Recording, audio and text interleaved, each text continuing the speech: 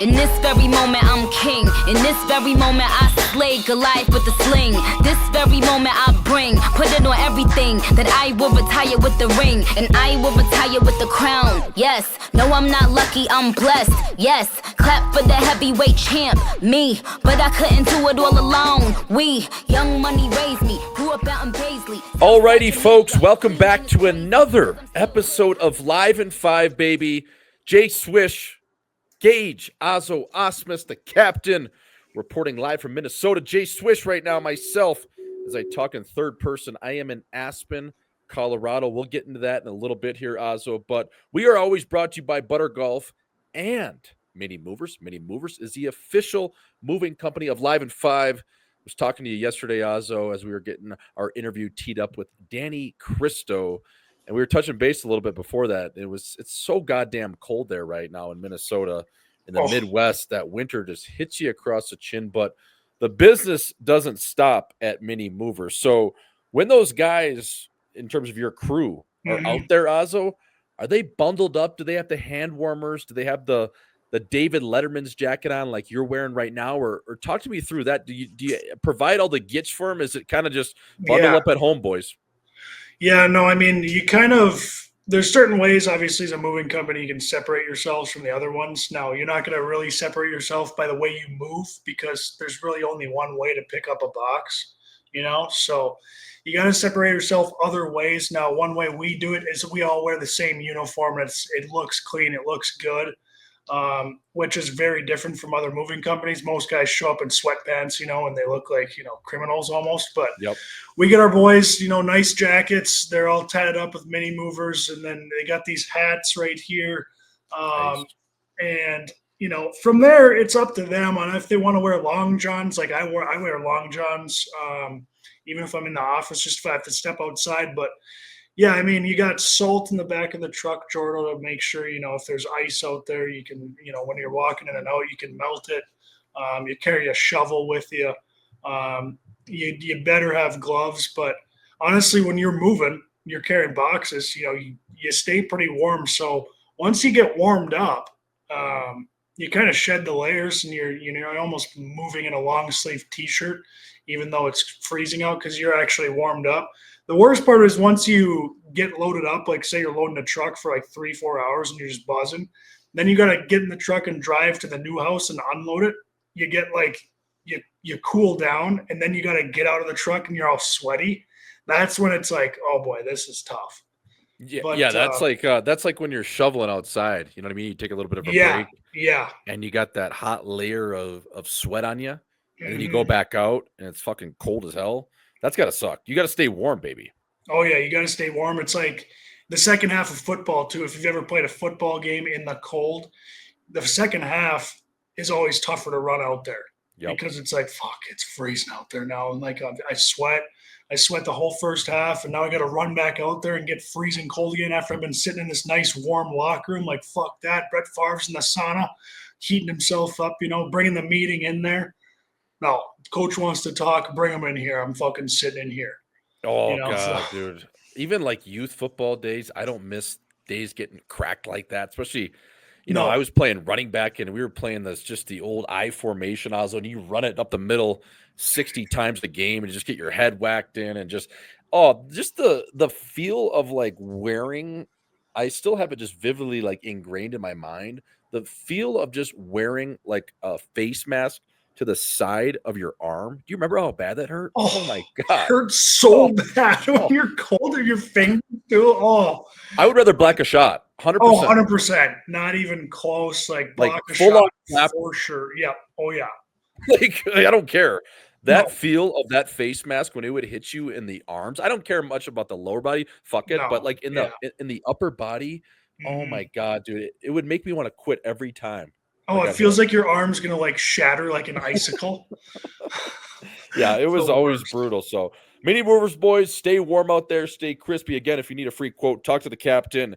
Go on minimovers.com. Get Adam on socials. They will hook you up. Get it done in a professional manner, and they'll look good doing it, folks. So we're always brought to you by, on the apparel side, Butter Golf, the official merchandise company of Live and Five. Need your swag for the Christmas times, whenever it is. Right now, I think we're going to do orders up until the 20th.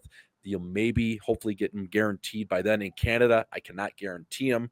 But if you order right now, you're listening tomorrow on the 14th of December, I will try to get those out next week. We do have a lot in the queue. So if you haven't got your order yet, I will be back. But you know what? This parlay that I'm on right now, Azo, is insane. I was in Park City earlier in the week.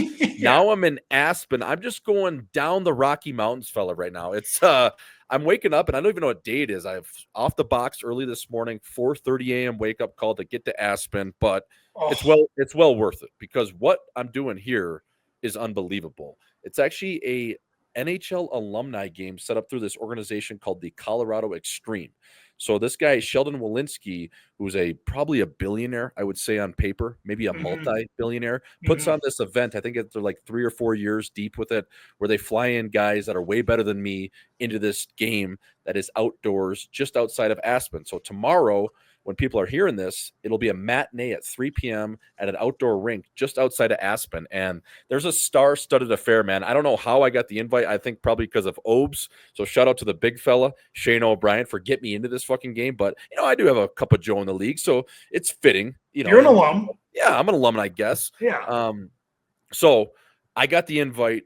I'm fired up. This Sheldon Walensky guy, though, oh my God. Like, I got to the airport today. Azo was like Dumb and Dumber, where you get greeted by the driver, Schmaltz. They're looking, I'm like, holy shit. Like, oh my God, I got the SUV lined up. There's a guy waiting with my name there. Get in the fucking SUV, the black car, get to the hotel. We're staying at the nicest place in town. It's all comped. We got dinner service tonight, drinks on top of the mountain. I was looking at the itinerary, Azo.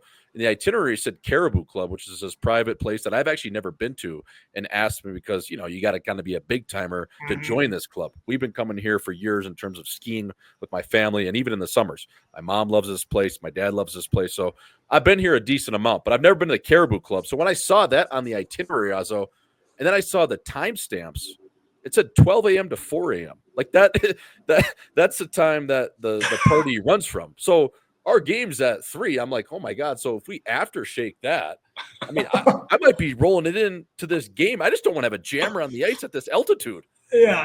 That'll be like the old, remember the pro camp before the season started at North Dakota, and the last day or whatever, they would open it up to the fans to watch the scrimmage, and all the boys would just be buckled out there. Like, these fans should not be here watching us right now. No, and it's all time. I just remember we got absolutely whacked by the team like a couple times. I think probably my last 2 years we lost like 7-2 and like 6-1 or 9-1. It was actually crazy how bad we were. I mean, we were still shit-faced on the ice for those games, and it was crazy because like we were the whole night at Bonzers talking about how we're going to pump these guys, how the program is soft these days, and we got in there on the ice. I mean, these kids didn't go out the night before. We did. We've been out the whole week. We get in there and we just get absolutely whacked. But, dude, there's a lot of good players in this game. So it's the Colorado Avalanche alumni versus, like, as I'm calling it, Team North America. So basically on our team, like guys that didn't play for the Avalanche, it's myself, Uppy. You have Danny Heatley. You might have heard of him. Our goalie, Henrik Lundqvist, is backed up by none other than Ben Scrivens.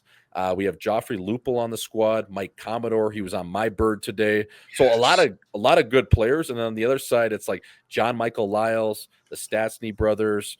There's Milan Hajduk, who apparently is just nasty still, like still unbelievable. I mean, he was a captain for the Avalanche. Oh, yeah. He was unbelievable. So I think as well as Kevin Shattenkirk, who's recently retired. So, Shatty's still going to be snapping it out there, crispy. I'm trying to think of some other players. Darren Helm. Remember how big of a buzz that guy was? 43 for the Red Wings. Yes.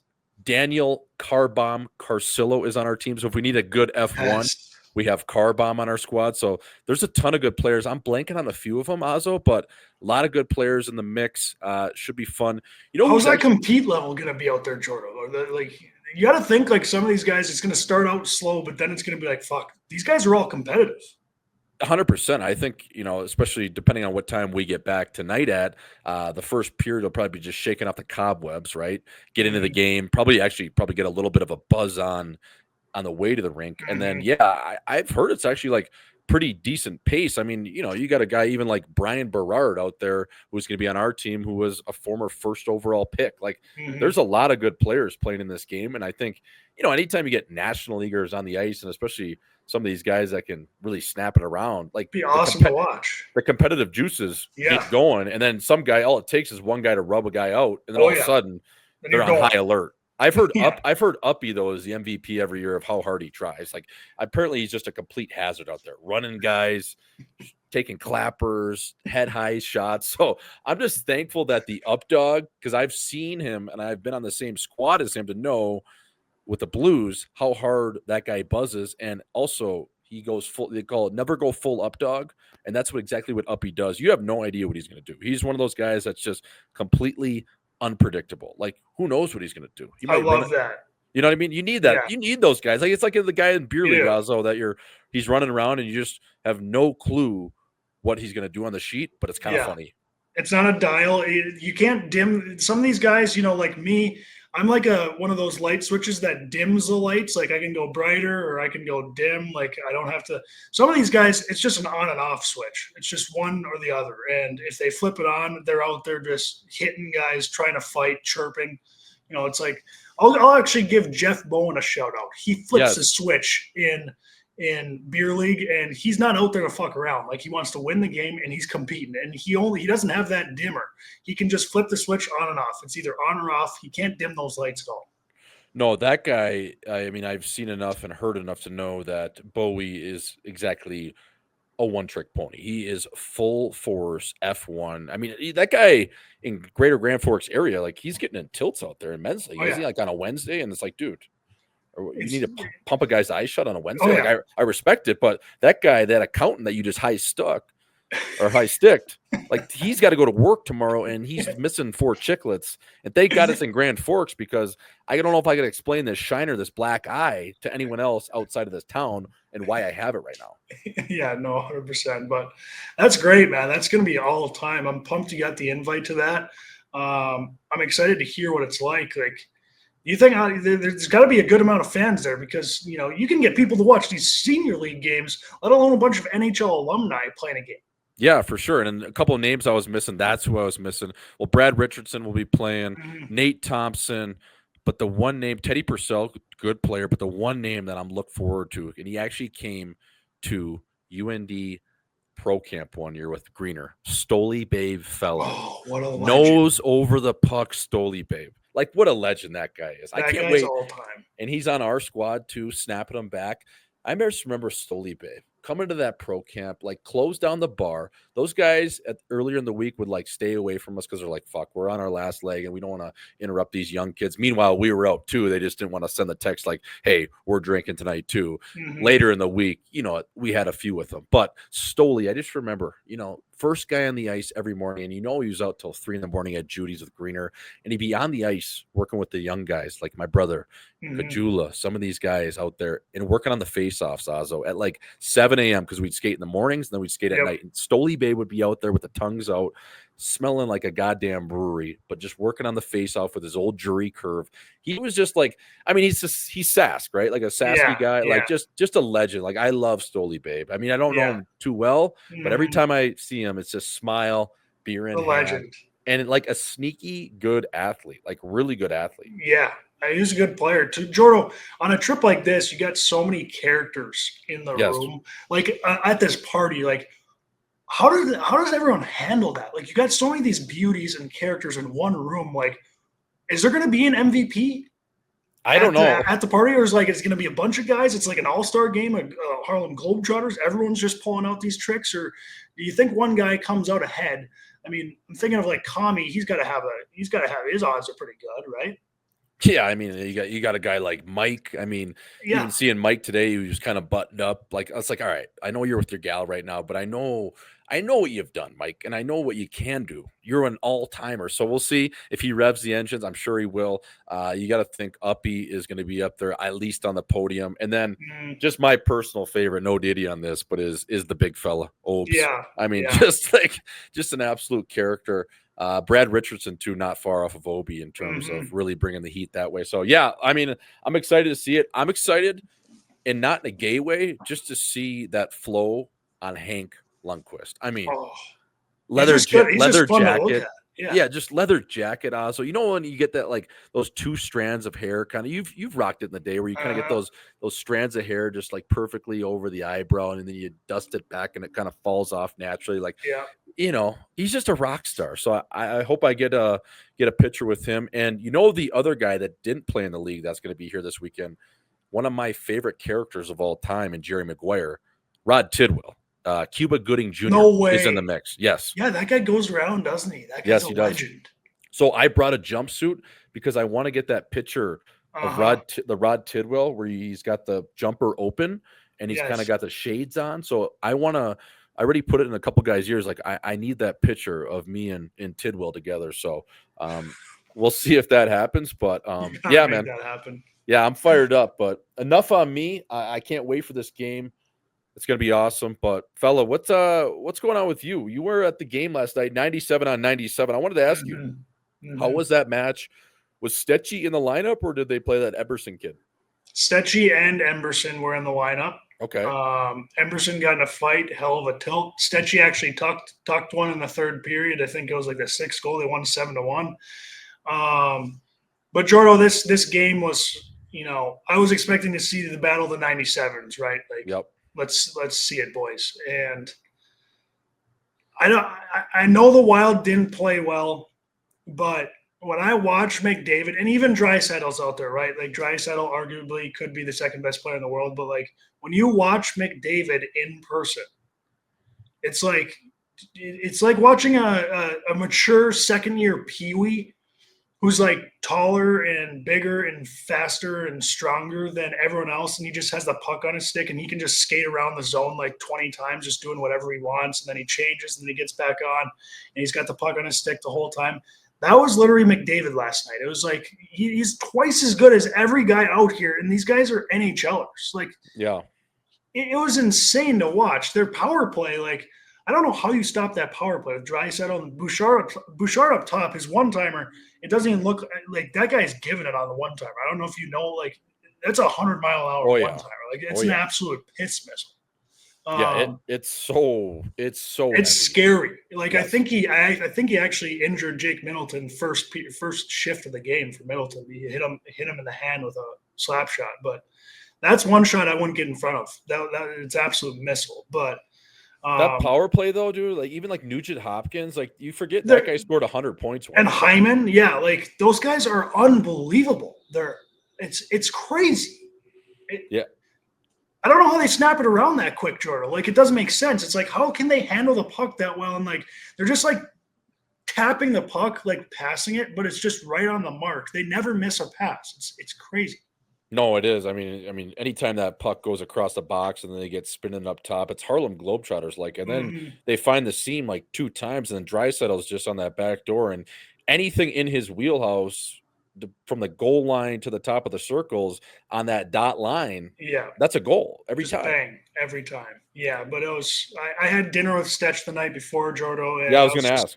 I was just asking him. We had a great time, but I was just asking him, what's it like being on McDavid and Draisaitl's team? And he was sharing some stuff. It was interesting to hear, but the one part that I never really thought of for these guys is like, most NHL players, when they go out in a city, when they go to like an away city, they can go out to eat, right? Like just no one's going to bother them like most players. Stetch was saying like these guys can't go out to eat anywhere. They just get fucking bombarded. Like everyone knows who they are. They can't do it. And like, how much would that suck, man? That'd be brutal. Yeah, it'd be tough. It would be tough, and like that's why you miss even a city like probably on the road. They could probably go out in a place like Scottsdale or Phoenix and hide away a little bit. They'd still have to be discreet about it, but there's probably a lot of places they could go to get that done. If they go at a place like even Minnesota, Chicago, they're getting ain't no way, man. And especially like forget Canada. There's no way. Canada, you're gonna get fucking raped almost. Like, I mean, obviously, and Stetch was telling me, like, dude, these guys don't really care about anything other than hockey. Like, that's all they think about, talk about, care about. Like, so it's fine for them. Like, it wouldn't be fine for a guy like me who doesn't think about hockey in that sense. But it'd just be a crazy life to live. Yeah, I mean, we're thinking like, when is the game over? When is Yeah. morning skate over? When is practice over? What time is the bird? What time do we land? What time can we drop the bags off and get out? Like, I would step on that ice for that first period, and if I was in a good city and I knew we didn't play the night after that, and we're going either staying there or going somewhere else, I'm like, fuck me, I Let's can't wait go. for this full 60 to be over with. I can't wait. Hopefully, I get a second apple early so I can just completely shut her down. Oh yeah, 100%. That's exactly what you're thinking, especially that game. You know, they go up like they're up 5-1 after the second. I'd be so pumped in the locker room in the third, like, let's go, boys. Like, this game's over. Like, who cares? Let's fucking have a night. You know, if you're staying somewhere, you got a night off. But yeah, I don't know. And Stetch also made it seem like, you know, those guys just motivate you and like push you so much to like do the right thing. And he's like, dude, half the time I eat healthy, it's just like because I'm scared of like McDavid, just like letting him down, you know. Like, Oh, for sure. I just Yeah. want to be good for McDavid and Draisaitl. Like, that's my motivation, basically. 100%. Yeah, you feel like a complete asshole if you're cheating the game in any way. And Yeah. how was that dinner though? Who else was there? Was it just you and Stetchy, or did anyone else swing by? Yeah, Gord's is there with us as well. It was good to see him. It was just me, Gords, and Stetch at Billy's Sushi. We had a good meal. Yeah, it was good to catch up with them. I don't see Gords very often anymore. He's got 2 kids, you know, so it was good to see him. You know, he actually had to leave us a little early. He had a pickleball men's night at the Interlaken Club, so he left us a little early there. He was trying to get out of it. He was trying to find a replacement. I guess he couldn't find one, so we had to leave. But was that Freddie couples, or was that men's singles? Men's doubles? singles, I think. Okay. Men's doubles, actually, I think it was, because he's got Okay. that's why he couldn't bail, because he's got like a partner that needed him there or something. So Yeah. I can only imagine the clientele that attracts over there at Interlaken. Sure, a lot of white belts walking into that match. a lot of vests, a lot of quarter zips. Yeah. Yeah. A lot of wives handing them a Post-it note before they walk out of the door that morning with a checklist. Oh yeah, 100%. That's the crowd, but yeah, nice club. Yeah, it's a hell of a club. I love that track. But anyways, Azo, before we send it over to Danny, Darcy, Kristo, great interview this week. I think the folks will like it. You know what? The one question I didn't ask Darce was, because I know he just has a pure hatred for the guy, and he played for him. He was a player, coach, owner, Jaromir Jagr. That was the one question I know. I wanted to ask him about that, and I fucking forgot, man. Oh, God. I wasn't seeing the ball that well that morning. I had just gotten back. I was a little tired, and no excuses, play like a champion. That's rule number 76. But it's like, fuck, because he always talks about Jagr and how much he basically derailed him. So I've heard his stories too. I want to he played on his line while Jagr was the owner of the team, or GM, the owner, the GM, and kind of the head coach, and he was on Kristo's line. It's just a crazy, and I've heard Dan talk about like just the, you know, like he's like, yeah, Dan told me one time, he's like, yeah, I wanted more playing time, and you know, like it was kind of awkward because I got to talk to Yogs about more playing time, but he's my like coach, but he's also like my line mate. So it was just like, I'm sitting next to him in the locker room. And I'm like, hey, Yogs, like we talk about ice time or something, like in the locker room. Like, what? Oh yeah, and like guys like would be renegotiating their deals like with Yogs. Like it's like you know, you're on the team bus and you got to call Yogs because Yogs doesn't take the team bus. He's got a driver that drives him to the games, and yeah, it's like, yo, you want to be on the power play? Well, you got to talk to me and why you think you deserve to be on the power play. There were so many stories. We'll have to get Darce on again, which we will eventually. But fuck, man, I can't believe we got so caught up in the UND stories, which were good. People are going to like it, especially that way.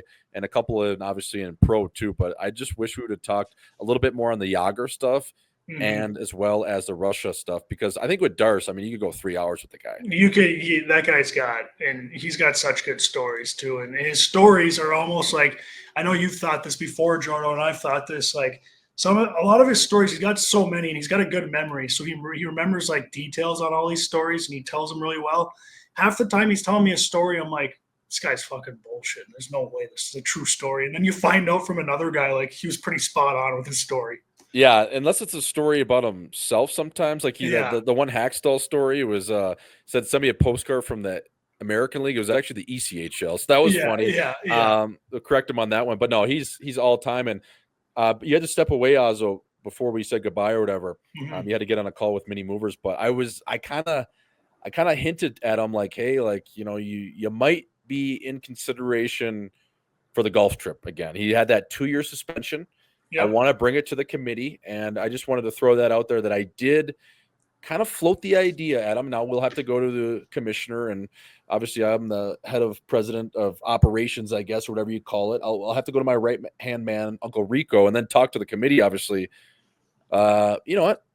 Did he tell him he's got some interest in coming back? He wants to. He wants to right the wrongs. Oh, he's been chomping at the bit since we did suspend him. So it might be time. We're going to talk it over the committee and see what comes of it. But I did float the idea of Darc being back in the mix, and we won't get in too much detail why he was suspended, but he was suspended for a good reason. He was suspended for a good reason, and you know what? I actually do think I like to give all these guys second chances. I like second chances. I think he deserves one because you know as well as I do, Darc is a legend. He's the kid. You call him the kid at Nodak for a reason. Like, he's number 7. You gotta, I feel like he's got to have one more shot, Right, and he better be on his best behavior. We don't need anyone having to take. We do have a medical guy on staff and a strength coach. That is Matt Harder. Shout out to Hosa, head strength coach with a medical background and training as well for the Minnesota Wild. So yeah, I'm open to it. Again, we just have to hash out the finer details, what that contract looks like, out clauses, and different stipulations, because I just think, if he's going to get back in the fold, he does have to respect the group and the game, and, just his body of work over the previous, probably, I would say 3 golf trips leading up to the final straw weren't perfect. But again, we do love him. And you know what? I think he deserves a second chance. And I think, that time might be now. So we'll talk about it. We'll talk about it, so. Azo, I wanted to get into, just before we get to Darcy Kristo, we're going to get into the one-hitters with the captain. The one-hitter this week is, okay, now a lot of people, and especially Canadians, and I would even say some Americans do this. They eat the same meal they did for Thanksgiving, for Christmas. Now, tell me, is that something you do, Azo? I think it personally is fucking disgusting. Like, you just mucked a turkey and a ham, and you're going to really run it back. And some of these people actually freeze some of this stuff from Thanksgiving, and they bring it into Christmas. Oh, yeah, the rolls and different things like that. I'm not saying the turkey and the meat, but the rolls, maybe some of the other sides, and they do the stuffing again. I just think personally, like, you need to mix it up.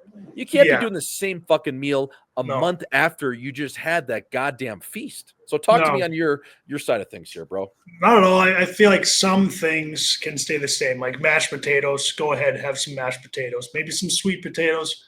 You can maybe mix those in there. I think stuffing's out of the question. That's a Thanksgiving thing. You do not have that for Christmas. Turkey and ham, no chance for Christmas. You're going prime rib. I'm going prime rib, Jordo, or a steak on Christmas. It's prime rib or a steak. It's not turkey or ham. That's the Thanksgiving shit. And you know what? Prime rib and steak is way better than turkey and ham anyway. So you should almost have that for Thanksgiving the way it is. So, yeah, no, I think that's a little minor league, Jordo, if you're eating ham and turkey on Christmas.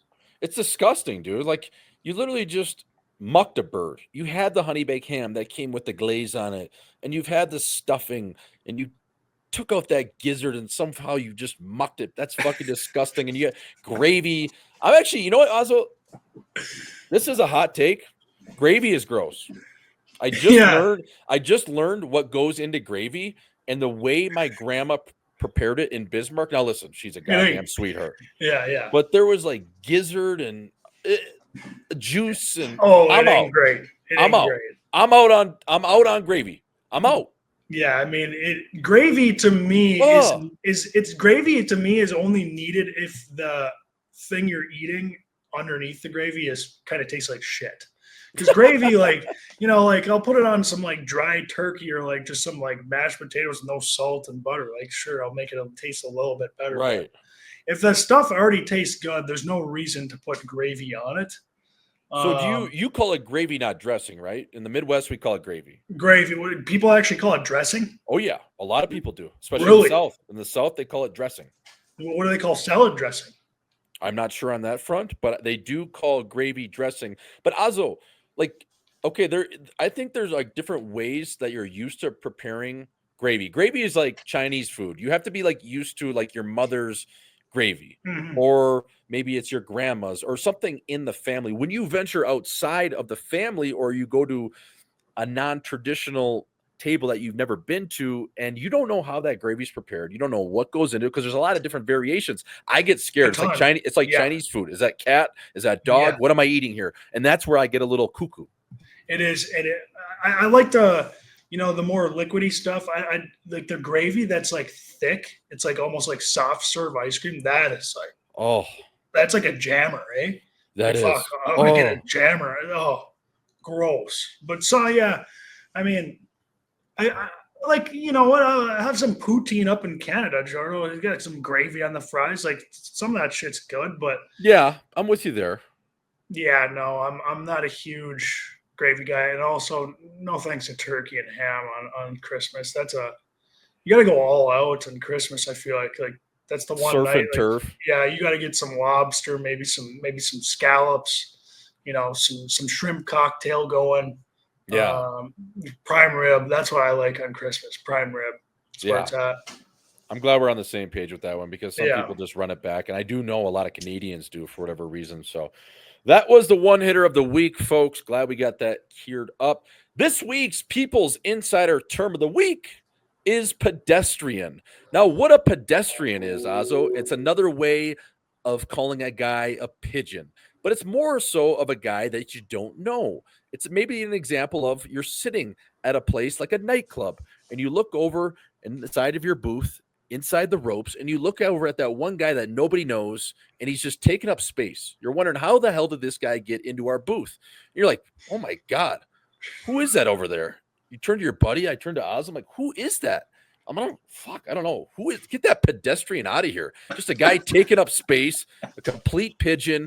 Nobody knows who they are. Just an innocent, just bystander. But at the same time, this bystander, it has no sense of being there. You're just like, oh No. my God, look at this complete pedestrian over there, just taking up space, just a nothing burger type of dude who's over there in the corner, just literally just occupying area or real estate that he should no business being in. So, Azo, that is this week's People's Insider term of the week, a Jordo, fucking pedestrian. it's like the guy who shows up in college with like 6 girls and Yes. he's standing with them waiting to get inside the party. And it's like, Yes. buddy, you ain't getting in here. What Yes. are you doing with these 6 girls here? We invited them. Get the hell out of here. Like, what are you doing? Are you like best friends with them? I don't even care. You're a pedestrian. Just get out of here.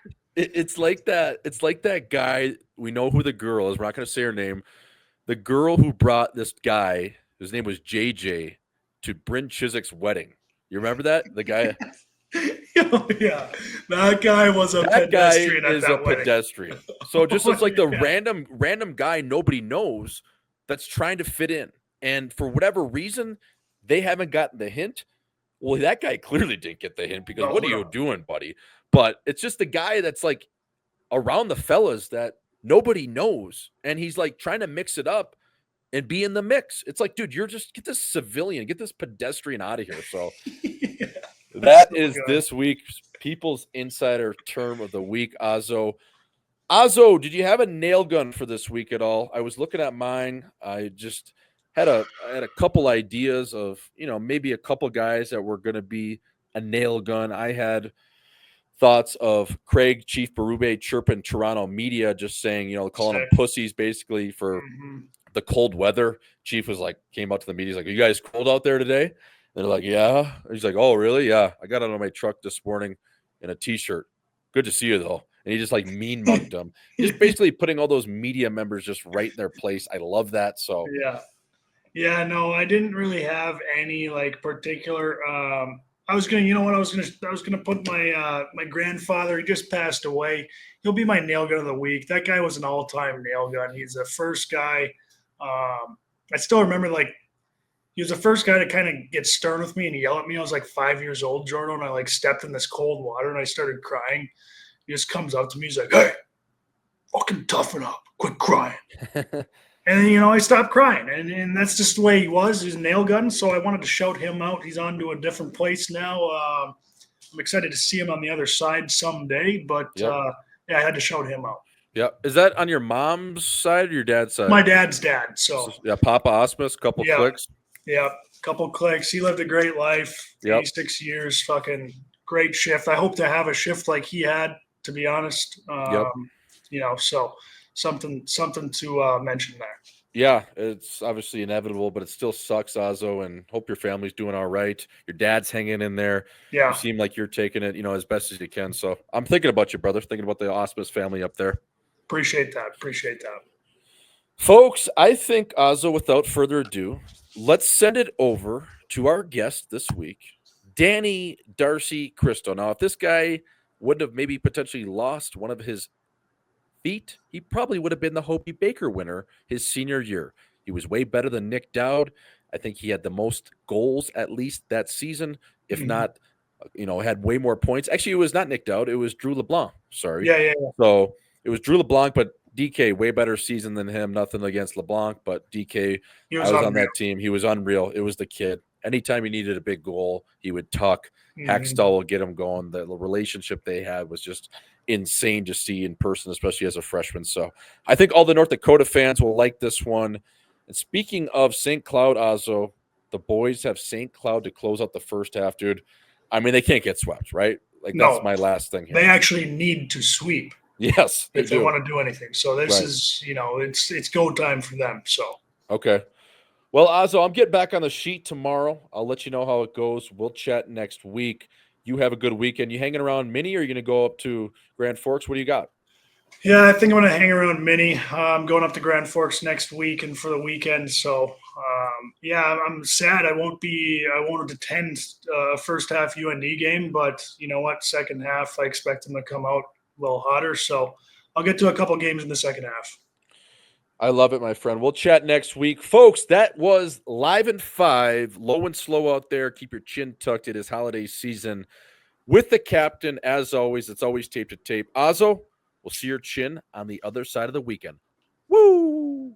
Now, introducing from the frozen ponds of Hennepin County, this 2008 second round NHL entry draft pick went on to play 4 seasons at the University of North Dakota. Despite almost losing a couple twinkle toes, Deedsy earned first-team All-American status during his final season in Grand Forks. 11 years pro, 15 teams all around the globe. You can say this man traveled with a suitcase always packed. One of the best college hockey players in the modern era, and now turned player agent and family advisor. Please welcome good friend of the show, Danny Darcy Kristo, the Live in 5 podcast. Darce, what's shaking, baby? How you doing? Not much. Thanks for having me, boys. Just chilling at the golf course here. Usually come here in the mornings, and there's a nice little room back here, so do some video and make some phone calls and stuff like that. But it's good to get out of the house and get moving. You feel like you can just get a little more work done. So they got do they have a nice locker room in there for you, Darce? Like they got a sauna, steamer, hot tub, anything like that for you?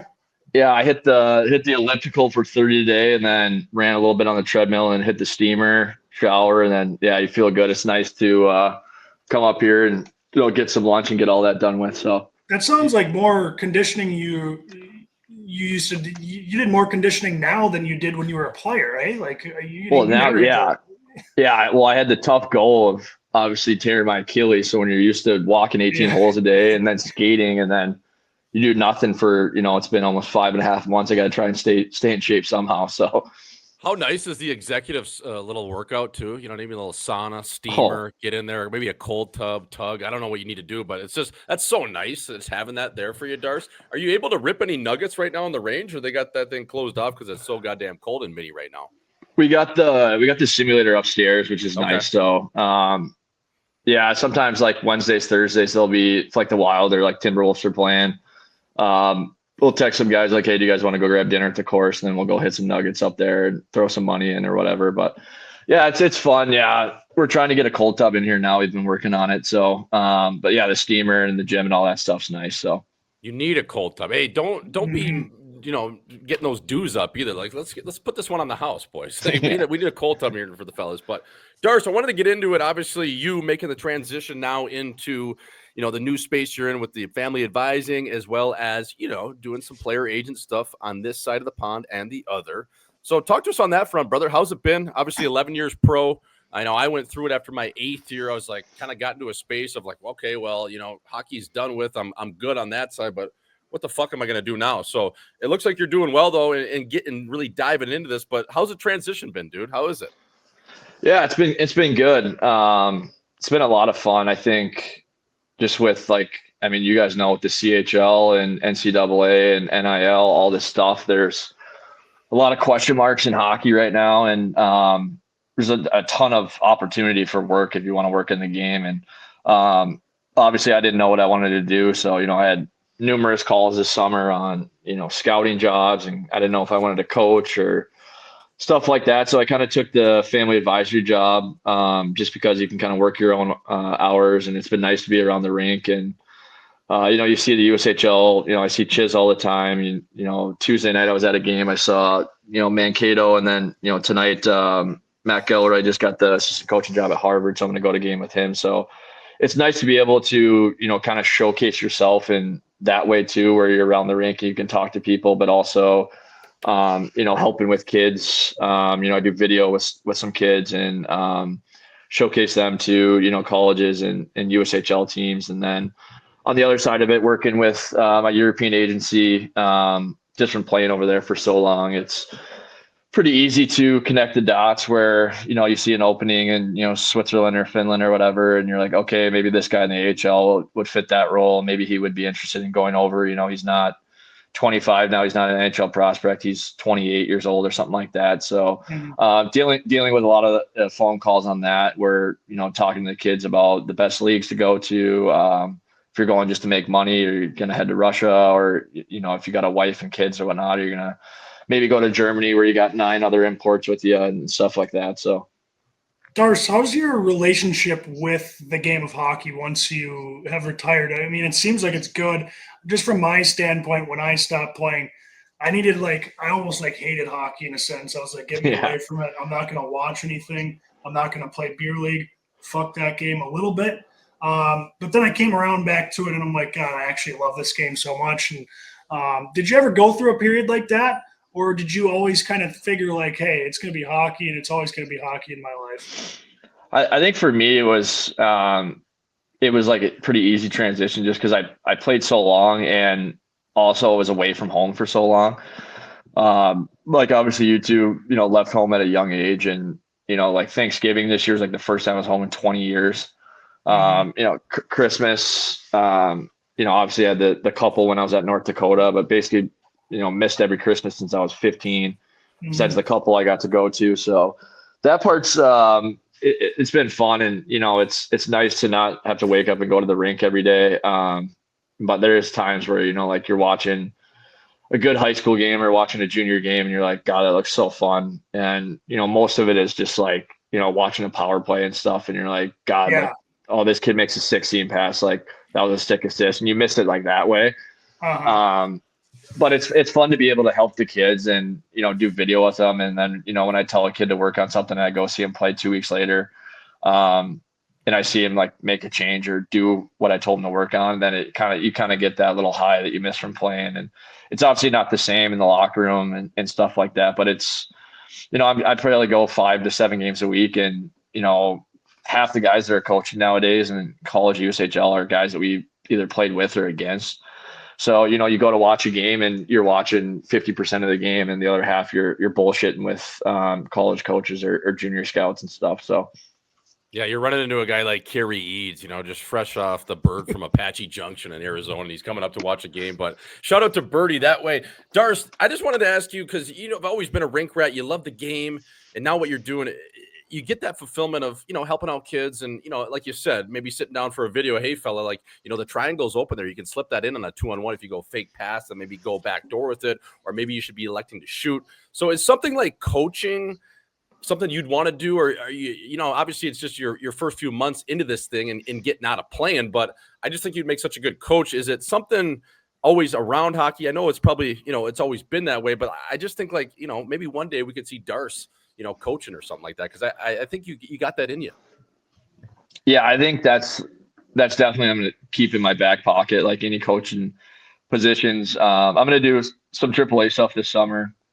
Just to kind of get my feet wet doing some coaching and whatnot. But I think just like the fun part, like coaching wise, when like you look like, I wouldn't want to do like, 1-2-2, all that stuff. But like when you see, like when I go and watch a game and I'm like, gosh, like if they ran this power play with like the players that they have, like in my head, I'm just like putting together the power play, you know what I mean? And like, obviously some of the kids I work with, I have relationships with their coaches and, it's their team or whatever. But I always tell the coach, like, hey, if you like, I was texting Brad Malone, who obviously just got the head coaching job in Oshawa.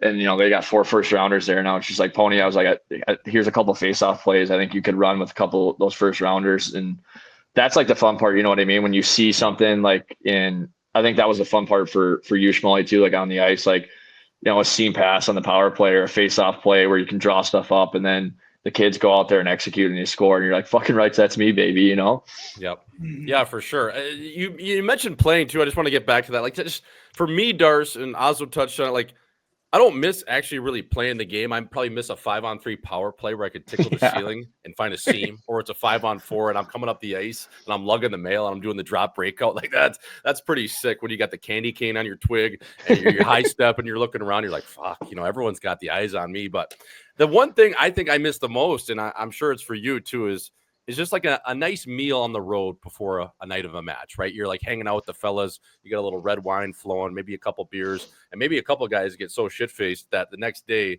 they're walking to the rink and they look stung. You're like, fuck, Willie, you're gonna have to muscle up here, but he's like, don't worry about me, just play your game. So I miss like that camaraderie of just different things like that. That would always be my thing that I always kind of go back to. Is that something similar for you too, Darc? Because it's like, how fun was that? Like just being on the road in some shitty jungle city, trying to find like the best steakhouse in town, which, probably compared to like an Outback. And then you go in there and, just kind of see what happens. I miss that, fella.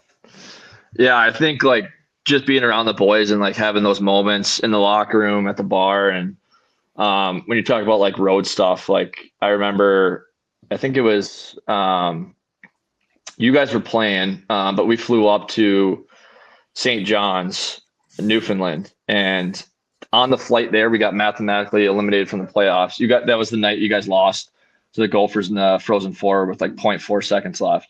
Yep. But I remember, so like we get mathematically eliminated from the playoffs, and like I had a pretty good core group of guys there, McElrath and Borky, JT Miller, and we go out that night and like next day walking the rink and like McElrath's like, all right, boys, like no matter what happens tonight, like we're staying in for sure. And everyone's like, yeah, I feel terrible for sure. And then sure enough, like go to the game and, I think like me, Borky and JT Miller all had like 1 and 2 and we win 6-2. And then, McElrath after the game, we're walking out and he's like, well, we got to do it, right, boys? So we would just go right back out. And then actually the NHL season ended that day. So Winnipeg sent down like 8 guys, which we didn't know. So then like go out again. And then we had like the 4 o'clock game the next day. So we didn't skate. So we just did the old executive sauna at the hotel. And then we went and we got pumped like 8-1 by all the guys that just got sent down. So it's just like, yeah, times like that, you miss being around the boys for sure. You remember that road trip we had in Des Moines, my first year pro with the Shy Wolves, when we got mathematically eliminated from the playoffs, and we found out the night before we played the first game of the 2-game series on Friday. Yeah. That trip, oh my God, the guys lost their wedding rings. Guys were coming back just absolutely buckled. The next morning, nobody could find their laundry bags. It was a shit show. I remember guys like literally like the whole locker room in that Wells Fargo arena smelled like a goddamn distillery. It was just straight whiskey. We got pumped like 5-1 and 6-1 that weekend. It was hilarious, man. You remember that, Darc? It was so funny. We had so many good people on that team too. So many good veterans. I remember, yeah, because we played them in Iowa on Friday, and then we played them back in Chicago Saturday. Okay. So we flew back that next morning, and then I remember, yeah, my center lost his wedding ring. He was freaking out, and then. But like it was hilarious because like they were out of the playoffs too. So like after the game, there was like 15 guys on our team, and then there was like 15 guys from there. Like Mikey Riley was down in Iowa. Yep. And then, like both coaching staffs were just getting buckled at the bar. Like it was just like it was like an end of the year team party with 2 teams. And then like all of a sudden, like bar close rolls around and they're like, all right, boys, like we'll see you at the airport in the morning. And then we got to play them at 4 p.m. at Allstate Arena in Chicago. It's just like, it was a matinee the next day. We were calling it the Mega Bowl. Nobody could see straight out there. It was so funny. Literally, like that guy's like, yeah, my wife's gonna kill me. He's like, do I buy a fake wedding ring at the kiosk here at O'Hara International? I'm like, I don't know if it's gonna match up. But he's like, oh fuck, she's gonna kick me out. So I just remember, like, there was so many beauties on that team. Like I said, Peter Harold, who would be ordering wild turkey microwaved for 45 seconds. You had a guy like Chris Butler, who was all time, just, Butsy's a friend of the show over here. So that team was just, it was insane. Like that's the jungle to a T right there, Darc, isn't it? Like that's what you miss. And I don't think it's probably like that anymore, but 7, 8, 9 years ago, or 10 years ago, whatever it was all time. Yeah.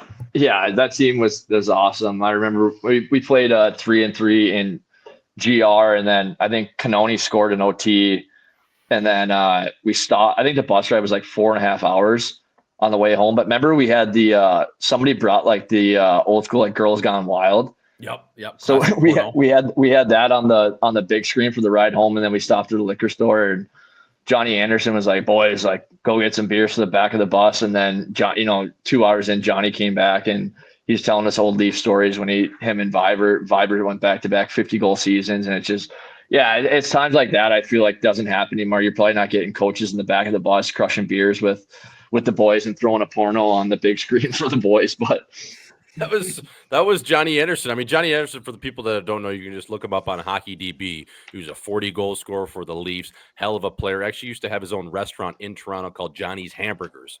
And Johnny Anderson is just a legend of the game, best friends with Bruce Boudreau. So Johnny was our coach that year. And the one thing that I've actually told on this podcast before, Darc, is Johnny would tell us, not only you, but defensemen, he's like, Schmaltzy, what are you doing? Just shoot it at the goalie's head, because if it hits him in the head, the puck drops straight down. Our guy bangs it in and we score. It's like, why am I aiming for a guy's head, Johnny? He's like, because it drops right down if you don't score. And so he just had all those little quirks to him. I mean, remember him pulling into the rink every morning, Darc? He'd park his car like straight diagonal on a parking spot because he was so shit-faced in the morning. We had this drill also where it was like an angling drill, and he called it the Marty Howe drill. And it was like for D, like when they're like kind of gapping up, but like you can kind of angle skating forwards in the neutral zone. Mm-hmm. And he was always all over Schmaltzy. It'd like come in the game and like it'd be like a chance where like maybe Schmaltzy could angle or whatever. And I just remember him screaming at the bench, Schmaltzy, it's the Marty Howe drill. It's the Marty Howe drill. And Schmaltzy would just look at me and Trupper. He's like, dude, what the fuck is the Marty Howe drill? Like, we haven't even done this drill all year. But I think like Johnny just coached for so long. He just like thought we knew we were talking about all the time. But forgets where he is in time. Yeah, it was so funny, man. We had the Marty Howe drill. You'd be yelling Marty Howe at me, like Marty Howe. I'm like, Johnny, we haven't done this drill. Eventually, we got to it. And the other unbelievable thing, Darc, was when he would come in, I knew we'd get shit kicked, like 6-5-1 at least when we would run this. It was the old dirty mitt forecheck. Do you remember how bad that was?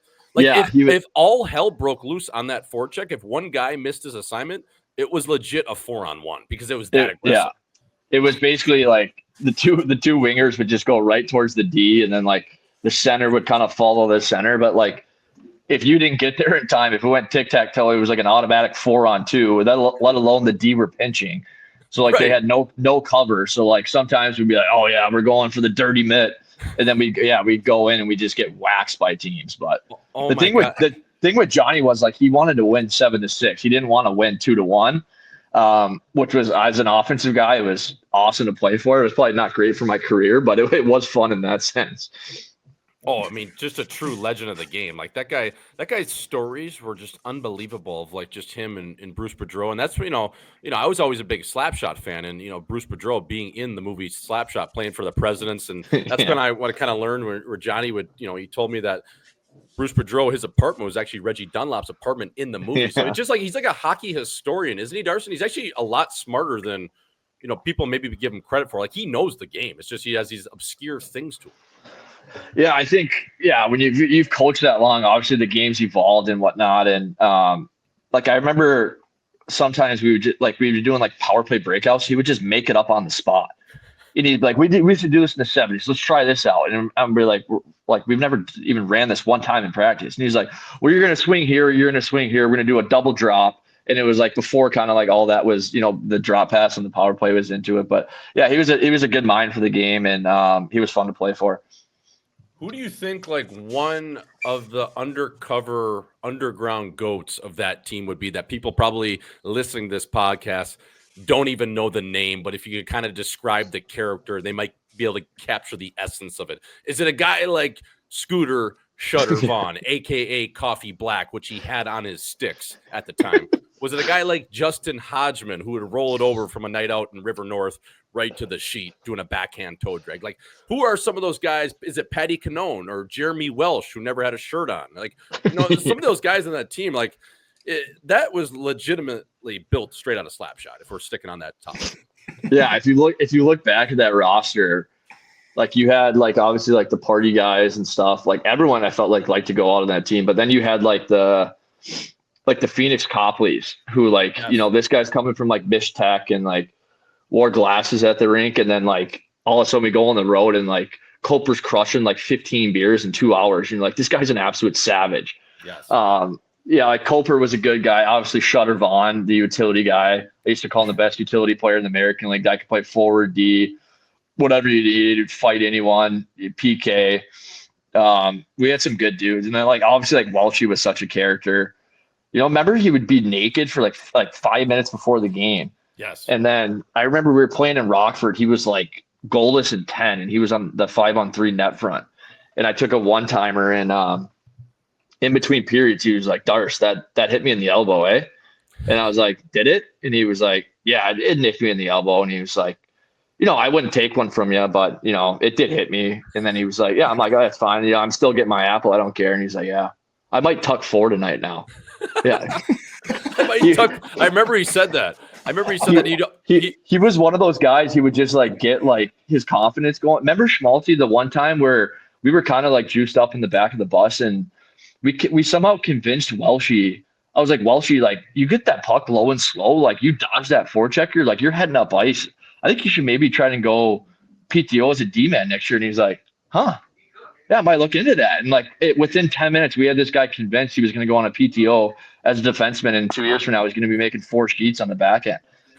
It was so funny too, because I'd always get his confidence going. I'm like, dude, when you get that puck from me, I give you that little 4-foot dink pass bumper in the middle, just in between the dots. It's like, I'm thinking you go coast to coast every time. He's like, yeah, I know. I feel like that too. Like, I don't even need to use my outlets. Like, I got the right side if I need it because I'm a lefty skating up the wall, but I think I could just beat everyone coming up the ice. It's like, dude, this guy was like 6'3", 230 with an pride. And you know what I mean? He's one of those guys, though, that, if you have that confidence to be naked in the locker room before a game for 10 minutes. But I'm just even looking at this roster right now, Darc. We had so many just sneaky beauties. I mean, Jared Nightingale, friend of the show. You're looking at a guy, obviously Evan Trupp, Chris Butler, Jake Doty, who was still throwing both ways in the American Hockey League. Jacob Doty was on that team? Oh, yeah. Oh, yeah. Jacob Doty. We had Zach O'Brien, Jordan Caron, Ty Ratty, Ivan Barbashev, 2-time Stanley Cup winner. I mean, this team, this Magnus PRV, like this team had it all. Bryce Gervais, a.k.a. Jervetchkin, a.k.a. Snowvetchkin. I mean, this team, Cody Beach, we got a referee in the National Hockey League on this team. Cody Beach, that's no the name way. I was playing. Yes. Yes. I mean, that team was just if you actually look at that team on paper, like it's pretty wild that we missed the playoffs. Well, yeah. I mean, look at who we had at the helm, though. We were running the dirty mitt. You guys are running the dirty. That's actually what the coach called it, the dirty mitt. We had a dirty that was mitt, our and our D coach was a guy that maybe fondled his daughter. You know what I mean? So we had that going for us, and then we had fucking Johnny Anderson, right? Remember how big of a dickhead that coach was? We're not going to say his name, but he was a dickhead, Darc, to me. Yeah. Oh, yeah. He was like, we had two National League goalies, one being Benner and then Copper being a pretty good backup. Like we had like Andre Benoit, who was like just coming out of the NHL, Peter Hale just coming out of the NHL, Schmaltz being a 1st-round pick. Butsy. And then we had like, Butsy just coming out of the NHL. And then we had like myself, Canoni, Ratty, like Barbie was getting healthy scratch there. a couple times. The guy's like a 2-time Stanley Cup winner. Like we had so many good players. For some reason, we just like, I felt like we had a lot of skill. We just didn't win games, but yeah, I mean, that team should be like at least a second round American Hockey League playoff team. I mean, come on. At least. I think if we were coached a little bit better and like we were a little more focused, it would have been gone a little bit better. But yeah, 100%. That was always the best at the Allstate Arena, especially on a Saturday or Sunday, is you would just play at Allstate, and that was right by O'Hare. So they had all those airport hotels, and you go into the Residence Inn, and you'd change in their just bathrooms in the lobby, and then you'd leave all your other gitch in terms of your tie, your suits, all of that, just in your car, and then get right in the Ubers. We always had like 15 to 20 guys. That was the best part about it, but yeah, that was so good. Darc, I wanted to get into just your college days. Obviously, North Dakota, you being a mini fella, obviously one of your favorite childhood heroes or guys you like to watch was TJ Oshie. I think that's no secret. When you were picking, just for the folks listening, like between schools, I know you grew up in Indiana, so you're not a true through and through cities kid, but you spent, most of your life in Mini. Like, how did you pick UND over, say, the Gophers? Especially at that time, it felt like every fucking kid in the greater Minneapolis area was shooting. Especially a guy that plays like Darc. Exactly. Yeah. Like, on paper, Darc, no offense, you look more like a Gopher than a Sioux, but we're obviously glad to have you in the green and white. Yeah, it was obviously not growing up in Minnesota, so like I didn't have that like connection of watching like the Gophers every Friday and Saturday night. And then I think it was like my first year Bantam. My parents, who Ozzo and Schmaltz, you probably know, Tim O'Keefe, they were really good friends with, and then obviously Tim's daughters married Dave Haxtell and Ryan Hale. So like when my parents used to babysit like Tim's daughters growing up. So then like we went to an attorney in Moorhead, and then Hack got us like all these tickets. I think they actually played the National Development Program. It was one of so like there was not a ton of people in the stands, so we did, we got pretty good seats. And then I got to kind of go on like a tour of the locker room and stuff after. And I remember like Taze was playing there, and I kind of just told myself, I'm like, God, this place is unbelievable. If I ever get the opportunity, like I was 13 or 14, whatever it was. And then, fast forward 3 years and, it comes quick, and, went on my first visit. And then that summer kind of the opportunity came up to go to school there. And I went to Minnesota, but I kind of always just, I liked Oshie. I liked the Sioux. Obviously the rink is second to none. And so I kind of just made my decision. I thought this would be a great place to play college hockey. Yeah, for sure. And obviously, with the guys you had on your squad, playing with Niter, obviously Carter Rowney, Andrew McWilliam, that's one of the better classes, Darc, I think, in modern time in terms of just, having a good crew of beauties. And the one place that always gets brought up on this podcast, and even when I've been back in North Dakota and Grand Forks the last few years, is the Anthill. So take us through how you found that place. That place was mold infested by the time you passed it on to us, probably before that. But Darc, I remember showing up on campus as a 18-year-old kid, and the first place I went was the Anthill second level with you. And we got on the beer pong table with Osh and a couple of the fellas in town. And then before we made our way to the Bun, but just talk on the Anthill a little bit. And who found that fucking place? Because that place is all time and missed by many. So it was actually Rounds, Forbes, and Mac. They decided they were going to live downtown their junior year. So I was living at the Pit with Bloody and B. Nels. And then we told them like right away, there's a new building. They're like, we're not going to have people over. And obviously, those three, they're always at the bar. And so they got kicked out like 3 weeks. Like we weren't even in the hockey season yet. So they got kicked out of that place. And then they found the Anthill somehow. So they got the top floor there. And then whoever lived on the second floor, they were just sick of them throwing parties.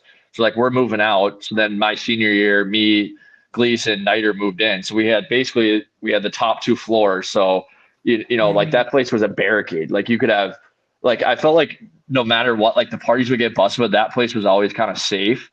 And then it was kind of, it was Springfest my junior year. That's how like we got the nickname.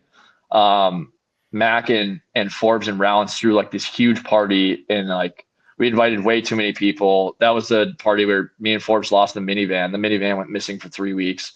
And but the place was so dirty. Like when you walk in, you're like your shoe, like you can hear and just smell like the beer getting stuck to it. Well, like I as much as I lived at my house, I spent half the time there because those were my best buddies too. And like we didn't clean the place for like 4 days. And for like a month before that, we had like all these ants that were just like in cereal boxes and everything. And then all of a sudden, like we just threw this huge party and didn't clean. Like the beer and like the booze just killed the ants. So like it was just since then always nicknamed the Anthill, and like how gross that was. And I remember like we had like the end of the year. Remember you had the end of the year team party, and you go to, I think we were going to either Jax's or Pooley's. And like we woke up after Springfest, and like Forbes was like, "Have you seen the minivan, Dan?" I'm like, "No, I thought you had it." And he was like, "No, well, I'll be here later today." And then like one day became 2, then 2 became 4. Forbes' laptops in the car, and like we had finals like the next week. Forbes had to take a incomplete in public speaking because he was so scared to do it in person. He did it online, that he didn't have his laptop. So and then we ended up starting our own lawn care company because we thought we were gonna have to pay to buy a new car. And then ended up 3 weeks later, we found the minivan. Where'd you find it? Yeah, where was so it? I got like a Facebook message from a girl from St. Cloud, and she was like, "Hey, I found your keys." And we're like, "Where's the car?" And then we ended up finding it like downtown, like the third floor parking garage across from Bonzer's. We had no clue where the car was. So it was just stuck there for like 3 weeks. And like, luckily that girl messaged me, or like we were not going to tell our parents, and we started that lawn care company. We were just going to save up, and we were going to try to buy another Ford Windstar. So I remember specifically getting picked up in that car, Darc, in the van, and there was actually a mattress in the back of it for a little bit there, just because in case you needed a place to shutter or do whatever you needed to do. But when you were driving that minivan during that stretch, like, do you think someone stole it and parked it there, or do you think you guys were just that buckled and you just couldn't find it? No, I think like we like had the rule, like we didn't lock the car. So like everyone kind of knew like it was community car, but like you just had to bring it back. And then, so like there was a couple instances like where like we'd wake up, the minivan would be gone, but then we come back from the rink, and so like one of the girls or something that we used to hang out with would take it, or maybe needed a ride, or would be walking on campus and be back there. But no, I think it was just Springfest, and like, somebody just drove it and probably parked it there. Like, how Springfest is, like, you never know what's going on. Like everyone's at the park, or, at the pit, or at a party. And then all of a sudden, like somebody probably was just like, well, I'm too buckled to drive. Let's just leave it here. And then somehow the keys ended up in St. Cloud. And then sure enough, we got the minivan back. We got her back, but that's how she went. I mean, and especially how drunk Forby was that week at Springfest. I know, listen, I wanted to have him tell his story on the pod. He didn't want to tell it. Let's just say he had a questionable makeout during that week. And it got wind to Dave Hackstall, and Hackstall had to call him in and just basically say, Forby, are we good here? And, kind of moved along. But that car, dude, that minivan was legendary in Grand Forks. Yeah. And I just remember, Darc, remember when I came and watched you guys against Michigan Tech on a Saturday? I flew in from like Ann Arbor. So I flew out of Detroit after we played like a matinee against the U.S. program. And then I was able to make it for my official visit that I hadn't gotten yet for that Saturday game. And I ended up showing up like midway through the game, and you guys got it done against Michigan Tech. And then Birdie gave me, shout out to Carrie Eads, gave me like $20. Maybe it was $30 at the time. And I was hungry, and I hadn't ate because I just got, played a game, got on a bird, flew all the way from Detroit to Minnie to Grand Forks, made it in time for, to kind of hang out with the fellas. And that was kind of the plan all along. Like Jack set it up like, hey, like, Michigan Tech should be a layup, get a night out with the fellas at the Pita Pit. And then, you guys are kind of my, host, or whatever you will, Forby and you. And I get that money, and I'm like, boys, can we go to the Pep? And you guys just like looked at me, and like Forby's like, the Pep? We're taking this right to Happy Harry's. We're getting 2 cases, and we're getting on the table to throw rocks at the Pita Pit. I was like, all right, fuck. I guess eating's cheating now. Yeah, those were always the best when you had like a recruit come in for a visit, and Birdie would give him $40, like, hey, go maybe take this kid out to eat, and you would just take his money, and you're like, hey, we're going to grab booze for the party. Yeah, that's how it goes. I remember the one time, God, I forget the kid's name. He was playing in Des Moines, but he flew in for the weekend, and then I I think it was Jax pulled me aside and was like, "Hey, Dan, I'll like try and get this kid to the team party." I had to take his parents out to dinner, and then he was like, "We want to see how he is around the boys." So we get him to the team party, and this kid's like having a blast, and like I'm kind of telling his first time playing beer pong. He's in high school. We're like, "Hey, slow down a little bit, like whatever." And then he's like, "I'm shutting my phone off. This is the most fun I've ever had." Blah, blah, blah. And then like next thing you know, like we found out this kid's like the only reason he's able to come on his visit because he has mono. And this kid's mid beer pong, and then he's making out the chick on the couch, and then Bloody starts he has mono, and like the whole place is just erupting. Next thing you know, Mario comes running, and he's like, "Dano," he's like, "Someone's at the door for you." It's like 2:30 in the morning. The kid's dad's at the door with his dog. And I'm like, holy shit. So like I run him into my room, I throw some mouthwash in him, and I'm like, "Hey, just don't speak when you get in the car." Kid ended up going back to the hotel, and then sure enough, like I think it was Bert or Jax on Monday, like, how was he around the boys? I'm like, "I think it was fine." Yeah, I think he had a good time. But that is so funny. It was always so funny, like, bringing in those recruits, and obviously glue guys like us, we'd always get those recruits assigned to us. And yeah, we had Stetchy on the show. I remember Stetchy showing up. He's got the fucking full Windsor tie pea coat. I'd never seen that color of a shade of a pea coat before, and he's got these leather boots on. I'm like, who the hell is this guy? Like, you're in Grand Forks, buddy. We shop at Macy's and J.C. Penney. And I go to Home of Economy, and that's where I get my Wrangler jeans. I'm like looking at this guy like, who the fuck? You know what I mean? And now, obviously, that's kind of, you got to look good to play good, right? But it was just like so funny at the time. And I remember even guys like Tambellini coming in. I'm like, oh, fuck, this guy. He ain't going to make it. Sure, he was out of there by what, Ozzo, November? I think before Christmas, yeah. Yeah, that's just like, this guy, he ain't making it. He don't know how to throw like that. Oh, no. So yeah, it was always funny. But and Darc, I just wanted to get into like, your relationship with Dave Hackstall. Obviously, Hack was as a guy that probably still a mentor to you. You probably you lose connection with people over the years, and you're doing your own shit. You're playing in Europe. He's coaching in the national. But at that time, and especially when you came into UND, and I was there with you for a year, it just seemed like you guys had that relationship where he was able to get the best out of you, and by getting the best out of you, it was kind of like button heads a little bit. You know what I mean? You could have some you matches. It was kind of two guys, two Rams or Bulls going at it. And I just remember that one time, I think we were playing Holy Cross, and you scored that late goal in the third, but the between the intermission and the second and third, like he called you out pretty hard. You know what I mean? Like he would always do that, and it seemed like for whatever reason that kind of got you going too. Yeah. Yeah, he's definitely like one of those guys, I think, where he can get his players to play at another level. And, I was one of those guys I felt like I wouldn't say chirped, but got on me about my game, or, if those players can handle it and can bring him to another level. I was one of those players, and he was so good at, finding the right guys to be able to do that with. And yeah, I can't remember if it was junior or senior. You might not have been there yet, but like, we played like shit at home versus St. Cloud, and I played terrible, don't get me wrong, but the whole team was like awful. And I remember after the game, he like came in and he was like, "Oh, dreams." He's like, "Send me a fucking postcard from the American Hockey League." Yeah, and I remember like I felt like the whole loss, like he just put onto me, and obviously, me being me, I'm like fucking pissed off. Like, didn't even go to dinner with the boys after the game, and like Niter and Gleason were like, "Dude, we didn't even know what to say to you." And then, the next day, like Jax was like, "Hey, obviously Hack was hard on you. Like, you don't have to go and win the game tonight yourself. Like he's like, play fucking hard like you always do. Like, let your skills take advantage of it." But then, you go out and, I think I ended up having like 1 and 2 that night, and we got the job done. But he was so good at being able to push the players the right way. And I think that's lost a little bit. I'm sure you guys would agree with.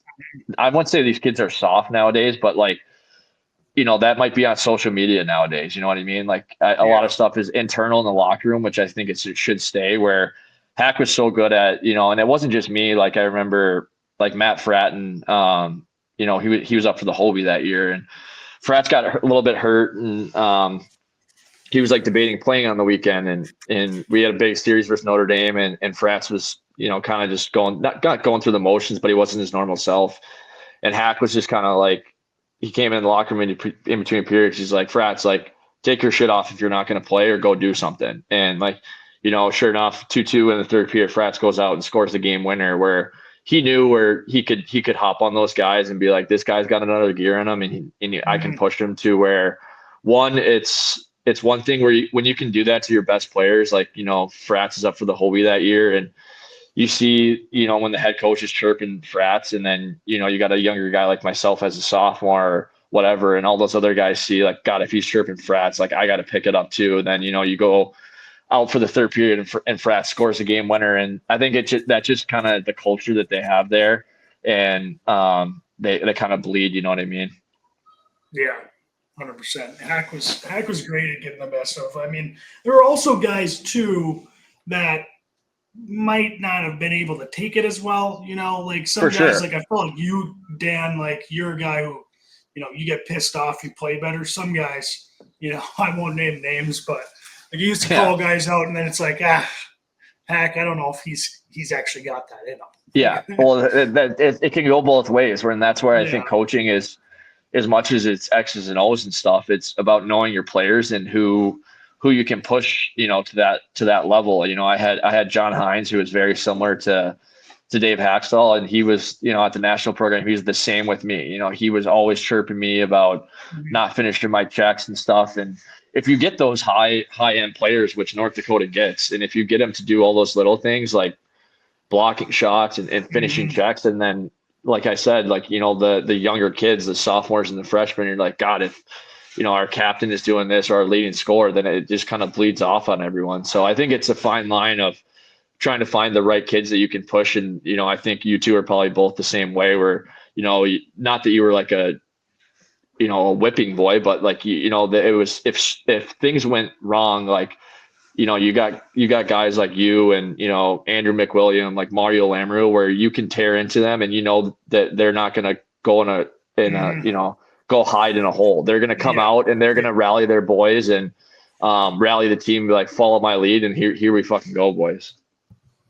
Yeah. Darc, sure. I wanted to ask you, playing at North Dakota, a lot of big games, a lot of good memories. Like, what is one game that stands out in your head? Is it that Final Five game where you had just a dog shit lineup and you guys rallied around to win? Or was it maybe a loss to Minnesota that sticks out? Like, when you think about your 4 years at UND, what are some of those games you're like, wow, that was a nasty game to be a part of? Or, you know what I mean? Was it a loss or a Frozen Four game? Like, talk to me on that front, fella.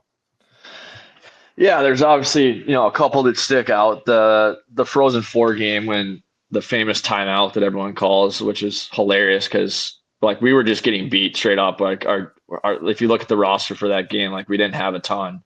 Like, Hack just called a timeout because we were just in our D zone. We were just exhausted. Mm-hmm. And then, Forby scored to make it 3-1. And then we go out and, run 5 off there in the third. But Forby looked at the boys and was like, how sick would a little comeback here be, boys? Then you go out and, after we won that game, we knew there was no chance we were going to lose the final. That one was a fun one. And then I thought it was pretty fun my junior year when I played with Bean Ellis and Niter. Like, Rounds was such a good, like, second line center, and obviously a ton of skill, a Stanley Cup winner, but he was kind of that shutdown guy. Like, when we would play other teams, we would put, Rounds and on them, and we played CC, so then, like, the Schwartz brothers, Jaden Ryland, and then Rapuzzi, and it was basically like their top two lines versus our two. And Hack just kind of pulled us aside before the weekend, and he was like, we're just going to see who's better this weekend, your line or the Schwartz line. He's like, we're going to match you guys up with them. And it ended up being like an unreal weekend. We won 7-6 the first night. One of the Schwartz brothers had a hat trick, and then the next night we won 4-3. But our line, like, I think their line had like 4 goals one night, and we had 5, and then the same thing the next night. But that was a fun one. And then I'm trying to think, obviously the Michigan one stings. If you look at the roster my sophomore year, like, I just kind of went through a little bit, like Carter Rowney's on the 4th line, Stanley Cup winner, like me and Brock Nelson on the 3rd line. We just were very deep. All 6 of the D-core were, draft picks besides Che, who ended up playing in the NHL. We had Deller in net, who played, 5+ years in the NHL. And like, if you put that team in a 7-game series, like I think we're winning 4-1. But sure. ended up, losing to Michigan, shots being 52-18, whatever they were. Those are the games that stick out because, like, although you were lucky enough to win a national championship, but that was probably my best chance. And, I think we were 19-20 unbeaten going in. And it was like, no one's going to touch North Dakota. And, with the college, the way that they run it, just those 1-game shots, which is, you got to get some bounces. And we just didn't get a bounce that game. And then, Duluth ends up winning it. And, we played them 3 weeks before. We beat them 5-0. And that's just the way it goes sometimes. But Dan, do you have any games that, because I know you guys were weapons and did things kind of for the story, which is what my class did. We did some things strictly because of the story after. Did you have any games like that you guys, the fans might not know, but you guys ended up kind of maybe doing something for the story beforehand or that week, and you end up squeaking a win out? And the fans would never know, but like maybe you shouldn't have won the game. Because we had one of those games like that in Duluth. We were playing Duluth, and this was the 2016 team when we felt like we couldn't lose a game. And we go to Duluth, and we hated these Duluth guys. And we win Friday night, and we're like, fuck, like, how sick would it be if we, went to one of their parties tonight and, beat their ass tomorrow and swept them at home. So we went to a house party in Duluth and stayed there all night, and won the next night. We actually got outshot. I think it was like 40-16. Should have lost like 5-1, but we ended up winning the game. And it was like the fans would never ever know. Like, we probably should have lost that one, but we won. And it was like after we're like, fuck, we can't lose. I would say the one that comes to mind was my freshman year. Was the Olympic year. So it would have been 2010. 2010. But we had like all these guys that had just graduated that were in the NHL that came back for Olympic break. Like Taylor Chorney was back. Basically all these guys that were 1-2 years out of school came back for the whole week. And like we were mid-season form. Like we played Duluth that weekend. And, Osh comes back, Chorns comes back. So like these guys were dragging guys out every night. And, we kind of had like the unwritten rule for the most part, like, all right, like Tuesdays, like we had the beer pong league or, Judy's or Bun. But kind of like, once Wednesday rolled around, it was kind of like, all right, like the weekend's here. And I remember like that week, like we went hard Monday, went hard, and then went hard Tuesday, and like Wednesday rolled around and like another shaker was going over. And I was like, God, I'm like, well, I mean, the whole team's there. So like, we got to go. And then, I mean, Bloody was like full force, like just taking it. This was like single Bloody. And, he was going, and like, we had like practice was awful the whole week. And like, obviously like Hack and Jax, like they know, like all those guys are back in town. So like, they know what's going on. And, we ended up sweeping the weekend, which was like a miracle. And like Bloody had like 3 points. Where like I think on maybe Wednesday, like Bird had to kick him off because he was falling so much on the ice. But that was probably the one that stuck out. I think when we lost like after on the weekend, like I was always so scared of Hack. But we did have a funny story. Me and Forbes, our junior year, we played in Denver, and we were supposed to fly charter back to Grand Forks, and then there was a snowstorm, so we stayed the night. And I was good buddies with Drew Shore, and Forbes was good buddies with Nick. So they picked us up after we lost. And then we ended up going out like pretty late. We had to be up at like 6 a.m. And Forbes and I got back at like 4, and I lost my wallet. And this was like back when like you had the charter plane where like sometimes they would check your ID going through and sometimes not. And like I was like absolutely freaking out. I'm like, I'm not going to get on the plane. Like Hack's going to find out that I was out the night before I lost my wallet. Like we had this huge plan where like Forbes was going to drop his bag, and like Forbes was still so buckled, like on the bus ride over to the airport. He was like, I hope you don't get on, Dan. This is going to be hilarious. And I'm just like, what? Like no support from this guy. We had this like whole plan where like Forbes was going to drop his bag. And then like when he dropped his bag, I was going to sneak past like the security guy, but I ended up getting on. But that was kind of like the only times that we really had. We didn't go out too much on the road. Yeah. When I was there, just because I felt like it was such a tight ship, and like even on Saturdays at home when we lost, like remember how scared you'd be, like, God, we can have a couple beers tonight, but probably like no chicks, no party. You know what I mean? Terrified. Yeah. I mean, that's at least how I felt. These guys, these fucking assholes at 420, they'd be firing it up and be like, all right, well, I guess we got to go. You know, it is a team function if there are more than 10 guys there. But Darc, like just even being, you know, on the road, doing different things. Like, did you ever get those moments where Hack, like a big weekend, say it was Denver, Miami, Ohio was really good back in our time, especially my sophomore and junior years. Did he ever put that offer on the table where if you boys win tonight and you sweep, we'll hold the bird and we'll stay the night? Did he ever have that offer on the table for you guys? Because that was always one of the sickest things Hack would do. He'd be like, fuck, we're just going to hold up this bird.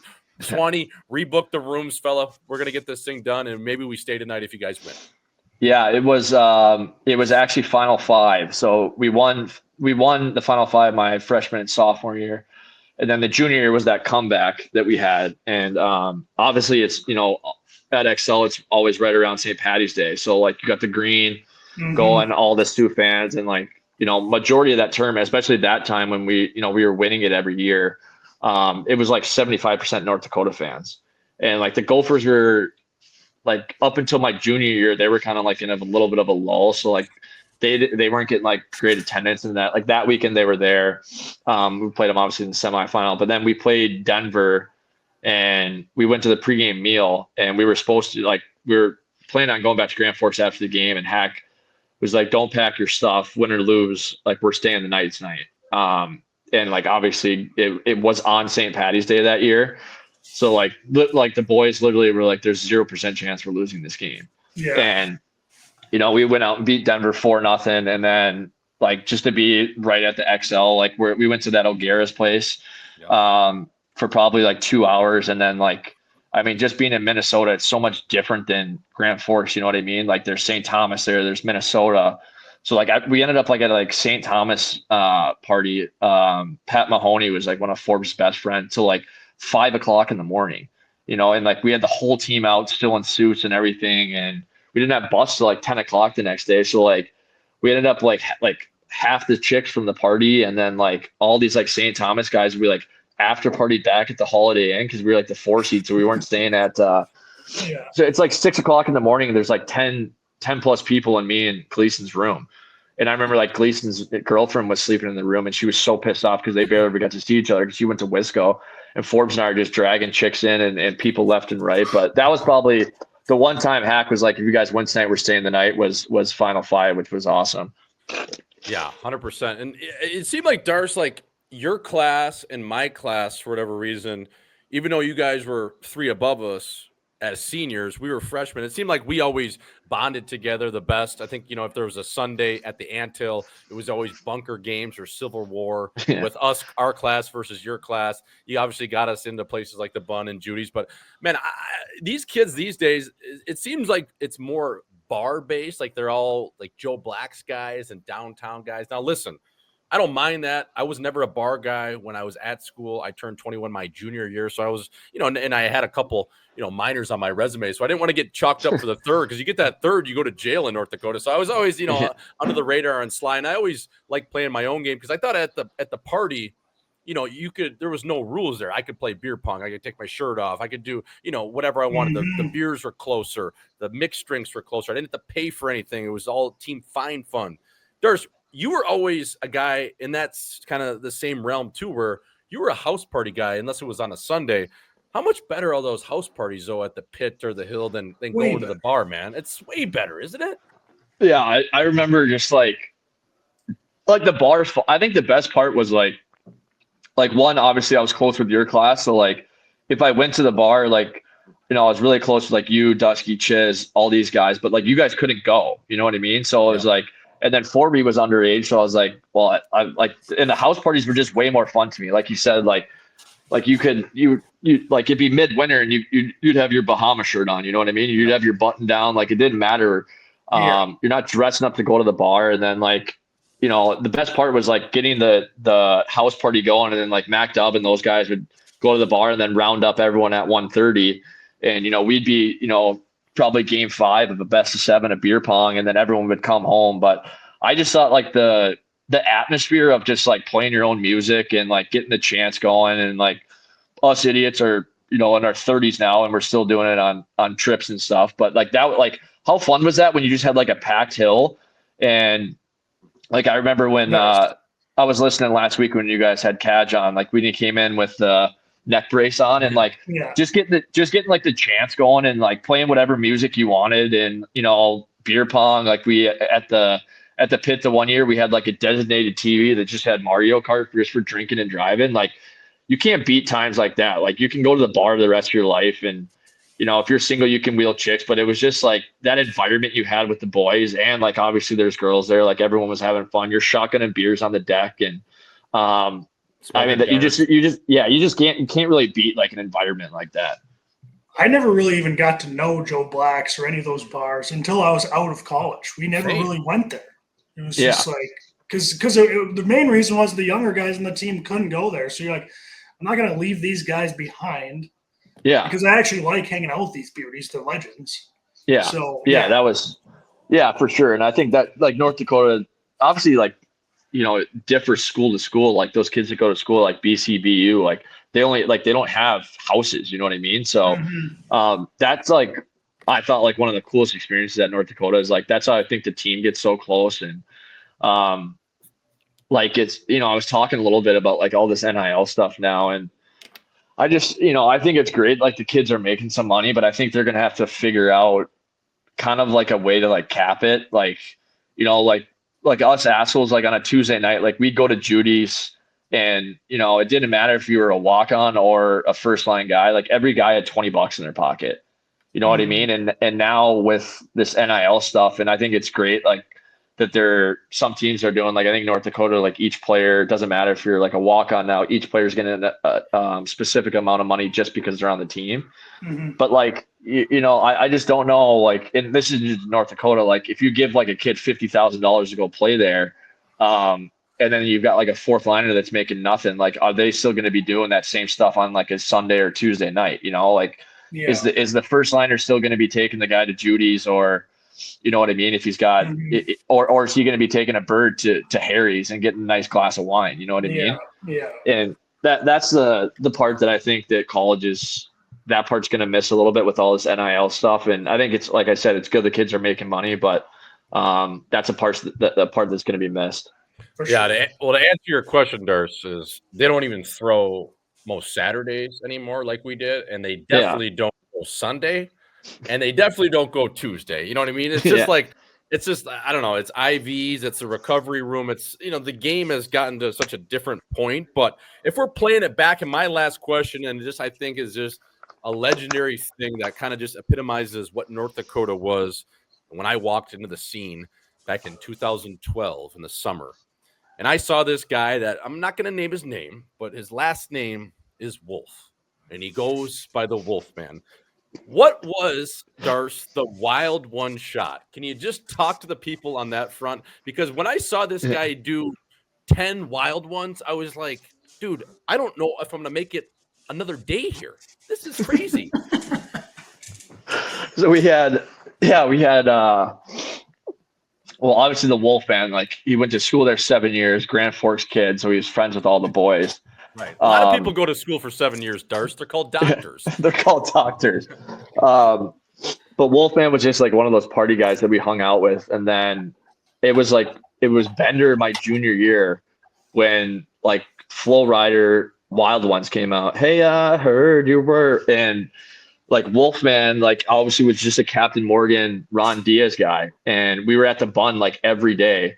And they had, they got the jukebox there where you can do the touch tunes. And it got to the point where if Wild Ones by Flow Rider came on the radio or it was at a house party, it just automatically meant that Wolfman had to do a wild one, which was 3 shots of Captain Morgan and 1 cup with Diet Coke Chase. So like we'd be at the Bun and like Wild One would come on and the bartender would literally just walk over with 3 shots of Captain, 1 cup, and here you go. And like if you look at it, it's like this much rum and it's just disgusting, like just syrup going down your throat. And then he had to keep the sugars level low, so he would go with the Diet Coke chaser and just wash. And that's all Wolfman would drink for 3 hours. He might have, like Jordo said, he might have 10 of them, and he'd be 30 deep, and everyone else, and he'd be, for the most part, fine, which was kind of like shocking. Like Wolfman's a pretty big unit, but that shot, like even still, like when that song comes on, like it pops into my head. I'm like, I should probably Snapchat Wolfman right now. Yeah, dude. And he would have the bartender or whoever was playing tunes put it on for him because he wanted to call his own number at the same time. He'd be like, he would put that on, and then he'd drop to and every time he would do it, he'd drop to a knee and funnel it. The best part too was like he would get like the bartender and like even everyone else at the bar or house party like that didn't even know him. Like he would start doing this one, Wolfman, and he would get the whole bar chanting it, and everyone would be like, I don't even know what I'm chanting for, but this guy's gonna absolute guzzle 3 shots of Ron Diaz like it was absolutely nothing.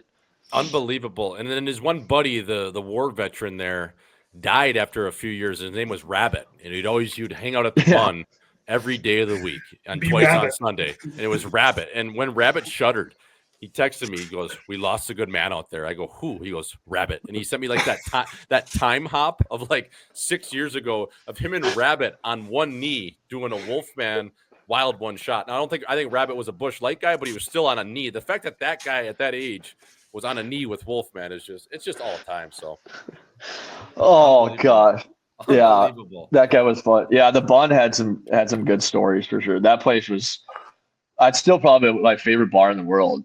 Like, I mean, you get that Sunday where everyone's buying in for $20 at the blackjack table, and you're playing $1-2 hands. And after that, you parlay it right into the Gillies, old Gillies, $5 all you can drink. It was unbeatable for sure. So good, but I think Darc, we could do this all day with you, my friend. I think we're gonna have to go to the committee and get you back into the golf trip here. I think it's time. Your 2-year suspension after the Nashville. 2-year suspension. Yeah, it's been after the hacksaw. Yeah, after the hacksaw. Yeah, I think I'm ready back for an intro. I like it, brother. I like it, but dude, thanks for coming on so much. That was awesome. And are you gonna come down here for? I was going to, or no? I was going to, and then that same tourney, there's like probably 75% of the teams are in here in February. Okay. So I think it might still come in. It's just, dude, it's so cold right now here. Like, I know. I haven't been able to swing the sticks at all. So I'm probably going to do a trip one time, but I want to get down to Scottsdale for sure. Yeah, it's beautiful here right now, my friend. I think Ausmus said it was like -10 or something there right now. Dude, it was. I started the car this morning. It was -7. Oh, god damn, uncle. But yeah, it's enough. I'm sure I will be. Hopefully, the fucking Sioux can turn this thing around. I'm sure I'll be hopefully in and around the St. Paul area for the whatever they call it, the NCHA Final Five or. I know they need to get it going, dude. I know it's not perfect, but we'll see on that front. But I got to run too. I'm going to go on. I'm going on curfew here in the next 20 minutes, so I got to go get something to eat, and then perfect. We'll run. But thanks for coming on, Darc. That was awesome. Yeah, man. The people are going to love this. A lot of good shit from the UND days. So it was awesome. Yeah, fuck. We could have went on for fucking hours, but thanks for having me, boys, and we'll talk soon, buddy.